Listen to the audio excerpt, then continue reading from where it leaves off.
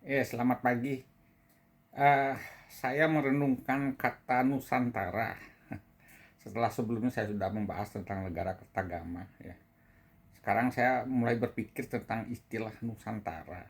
Kenapa ya Nusantara ini seolah-olah gitu loh, menurut saya tuh seperti suatu hal yang mengerikan di mata negara-negara lain gitu ya, sehingga menjadi suatu ketakutan atau semacam kekhawatiran gitu terhadap kebangkitan daripada Indonesia itu sendiri ya. Kenapa? Sebelumnya kan istilah Nusantara itu akan menjadi suatu simbol yang melihat ke masa lalu ketika Majapahit itu mempunyai suatu kekuasaan yang sangat kuat ya.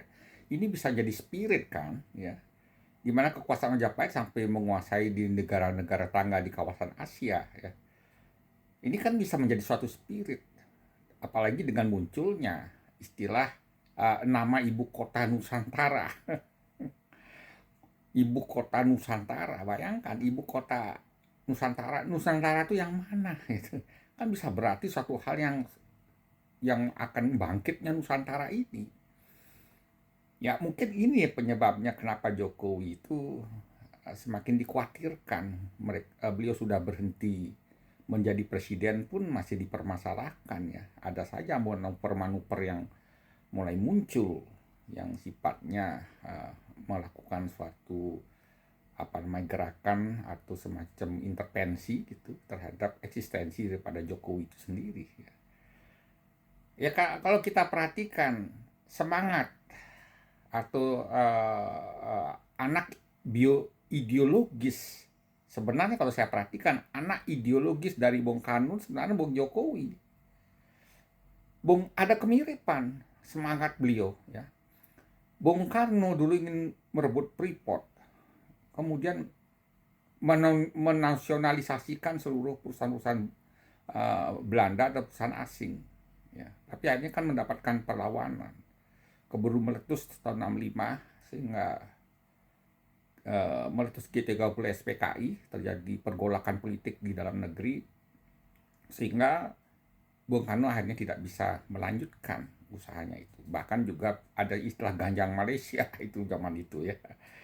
Itu sudah tidak bisa ditutupi lagi. Ya itu ada, saya melihat ya demikian ya.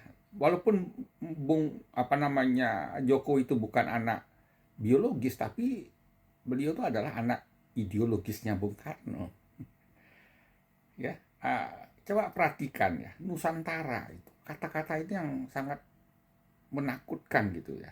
Sepertinya demikian di mata kekuatan-kekuatan asing. Sehingga menjadi suatu kebangkitan Nusantara, menjadi kebangkitan Indonesia.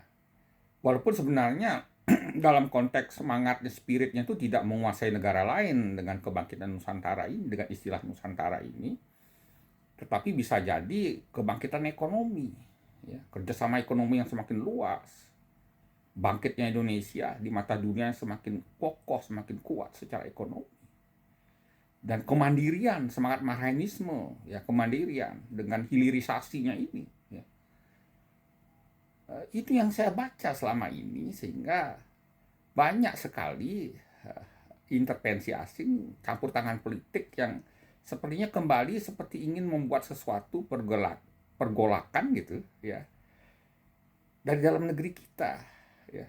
Kalau memang ada isu-isu George Soros, kemudian apa benar demikian saya kurang tahu. Jika itu benar berarti kan ada usaha campur tangan asing sebenarnya. Oke, guys, lain kali kita sambung lagi. Terima kasih.